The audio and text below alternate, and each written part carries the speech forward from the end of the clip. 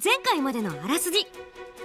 様々なトレーナーに指導される中、奇跡は仲の良いトレーナーから作戦の再考を求められる。だがそれは奇跡ならば面白いものを作ると信じていたから。そして大雨が降ったあの日、奇跡は素晴らしい案を思いつき、数週間後の今、彼と作り上げた案に奇跡もワクワクしていた。トレーナーさん、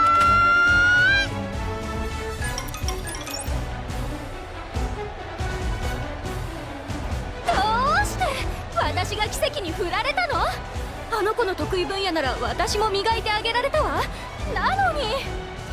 まあ奇跡が判断したことだなあ、トレーナー君。君には俺たちにはない彼女を勝たせられる案があるんだろう。トレーナーさん、最後に作戦タイムいいですか？ちょっとだけ2個までいいんで。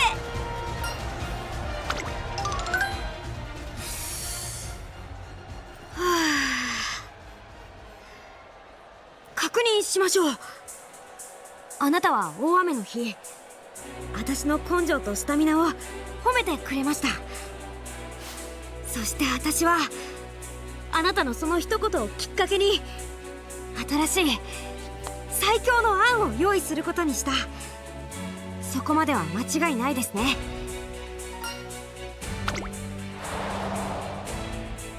今日私はこれから超強い相手にぶつかります。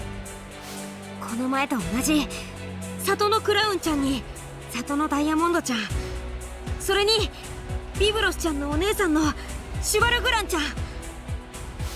そんな圧倒的な強さを秘めた相手にも私は勝ってこそ主人公です。これから何が起こるかワクワクしていてください。作戦会議は終了か。前回のレースを見た時、俺が奇跡に足りないと感じていたのは足の溜め方と刺すためのキレだ。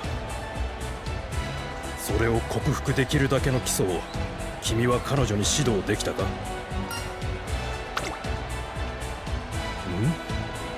それはどういう？レースが始まったわ。さあ奇跡は。逃げてる？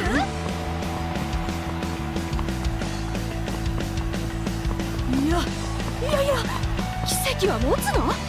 そんな逃げとか今までのトレーニングでは一度も。それはドキドキするわよ。だってつまりあなたの方針は奇跡を逃げに転向させるってこと？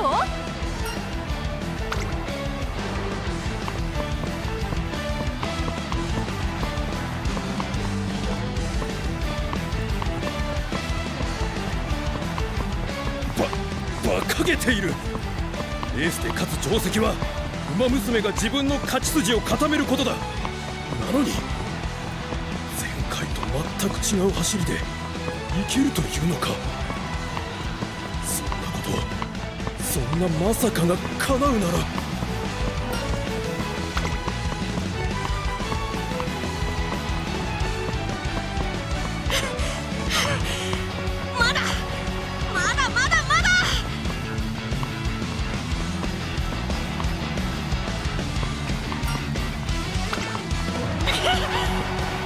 トレーナーさん、きっとあなたは私の走りにまたワクワクしてくれているんでしょ？だって私自身もすっごくドキドキしていますから。止まりません。止まれないんです。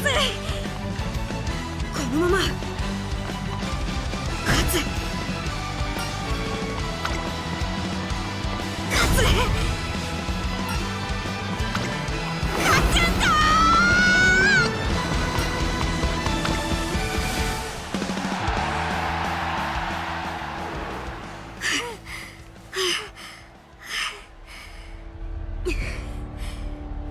トレーナーさん、私2着でした。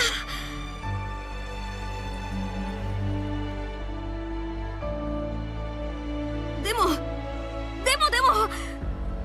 この前の模擬レースの時より私ワクワクしてて、走ってて、最高に乗ってて、一人で作ってた時より何倍も楽しくて、一人の時より何倍も悔しい。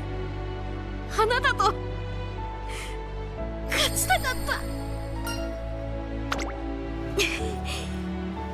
あなたに見てもらっていた時も嬉しかったけど、あなたと作るのも楽しかったから。だから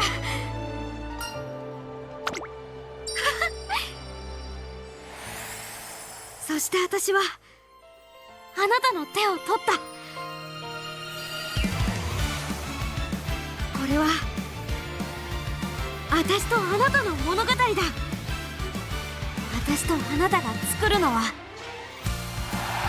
最高に面白くて最高に熱い漫画のような奇跡の話。